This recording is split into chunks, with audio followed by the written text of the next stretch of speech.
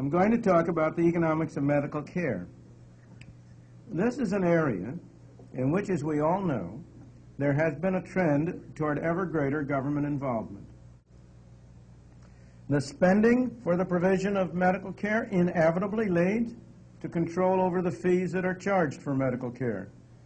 And it should. If government is going to spend money, it ought to be concerned with what it pays for what it gets. Control over fees inevitably leads to control over the practices that are followed, over the behavior of the medical personnel.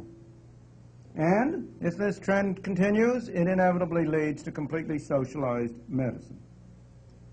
I believe that this trend, including many of the steps that have already been taken, is very much against the interests of patients, of physicians, and of other healthcare personnel.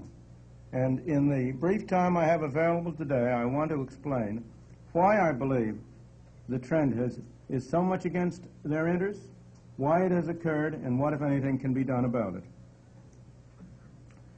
The trend toward increasing government involvement in healthcare is not an isolated phenomenon. It is not restricted to healthcare. It is part of a general trend in our society toward replacing voluntary free market arrangements by government control and regulation. It is a trend that is happening all over. It has happened in one industry after another. There is nothing special in this respect about the move to replacing private voluntary medical arrangements with compulsory governmental arrangements. This movement in the medical care field is not special in another sense. In industry after industry, producers who protest most strongly their belief in free markets have fostered and helped produce government takeover, government regulation, government control.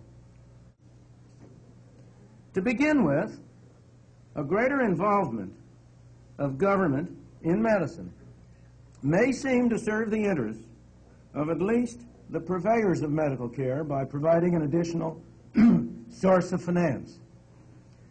This is a honey that has led persons in industry after industry to support and promote governmental involvement, which has reacted ultimately against them. I have been impressed again and again with how often businessmen, leaders in various areas, who are very farsighted when it comes to their own activities and to concerns within their enterprises, are very short-sighted when it comes to the area of public policy, and allow themselves to be led by small advantages to foster and favor policies which ultimately redound very much to their disadvantage. In the medical case, the initial inducement is that here is a new source of money. And presumably this is why organized medicine has been schizophrenic about the trend toward government involvement. It has, on the one hand, tended to protest against the move toward socialized medicine. It has, on the other hand, engaged in activities which have promoted that development. When the government is taking over any activity, there is more money available. But what typically happens is once the government has taken it over, the situation changes. There are no more votes to be gotten by taking it over some more. You have to move on to new fields and take over new areas in order to get some new votes. And the result of that is that those areas already taken over get starved. And instead of there being more resources available, there are fewer. In addition to the fact that the ultimate result of a government takeover is less resources, you invariably get lower quality and a lower quantity of medical care. I am going to cite from a study that was made by a British physician, Dr. Max Gammon, who spent 5 years studying the British Health Service. Mr. Gannon, in a rather amusing way, developed what he called a theory of bureaucratic displacement.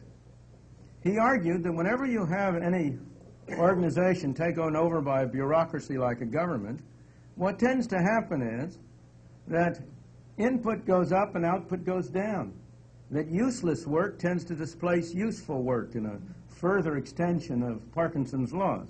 And he illustrated it with hospital service in the United Kingdom. He took the 8-year period from 1965 to 1973. In that 8-year period, the hospital staff, the number of people, went up 28%. Incidentally, administrative and clerical help went up 41%. But what about output? What about what they were producing? Input was up. Well, he measured output by the average number of beds occupied daily. It turned out that the average number of beds occupied daily went down by 11%. And he hastened to go on to explain that the decline in the average number of beds occupied was not for want of patients, that at all times there was a waiting list in the neighborhood of 600,000 people waiting for hospital beds. I don't know how many of you know the scandals in Britain about the waiting period for what is regarded as optional or postponable surgery, including, for example, bypass operations for heart problems. There are stories of people who waited 3 years to have a bypass operation because that could be postponed. Indeed, some of them managed to die before the operation was performed. But 600,000 people waiting on the waiting list, and for rather more readily and more obviously postponable operations, the wait may be much longer than 3 years. Let me turn to Sweden. I quote from a report by Dr. Gunnar Bjork. In Minnesota, I should be able to pronounce a Swedish name, but it takes more than physical connection. He's a professor of medicine at the Karolinska Institute. He's the head of the Department of Medicine at a major hospital in Stockholm. He formerly was, and maybe still is, a physician to the King of Sweden. He gave a paper in 1976 at the University of Chicago on, quote, how to be a clinician in a socialist country.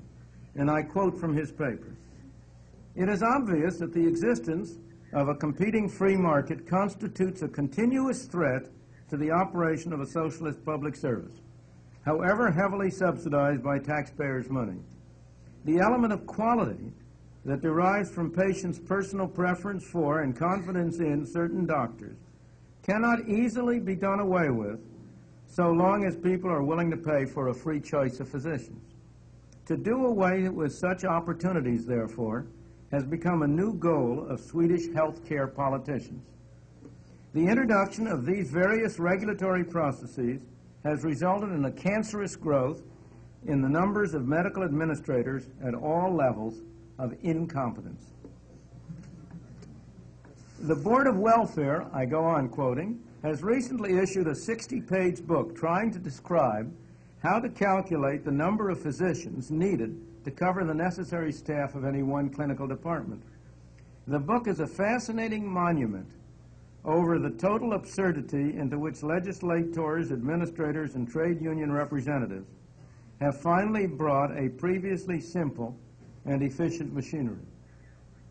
The setting in which medicine has been practiced during thousands of years has been one in which the patient has been the client and employer of the physician. Today, the state, in one manifestation or the other, claims to be the employer, and thus the one to prescribe the conditions under which the physician has to carry out his work. These conditions may not, and will eventually not, be restricted to working hours, salaries, and certified drugs. They may invade the whole territory of the patient-physician relationship. If the battle of today is not fought and not won, there will be no battle to fight tomorrow.